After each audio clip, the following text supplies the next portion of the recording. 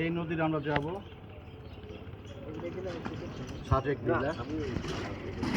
তোনাতঙ্গি রামেক্কিরি হেমাক্কিরি যাব। এই নদীর ভিউটা দেখেন, সুন্দর ভিউটা, অনেক সুন্দর বড় নদী। নদীতে কোনো পানি নাই। আর যারা যারা আসবেন এই নদীতে, যারা যারা এই নদীতে আসবেন, এই যে এই নদীতে আপনারা যেতে পারবেন। এখানে যারা আসবেন অবশ্যই আপনারা আপনার 3টে ভোটার আইডি কার্ড নিয়ে যাবেন, নাহলে জন্ম নিবন্ধন নিয়ে আসবেন, নাহলে আপনারা তমাতনিক যেতে পারবেন না।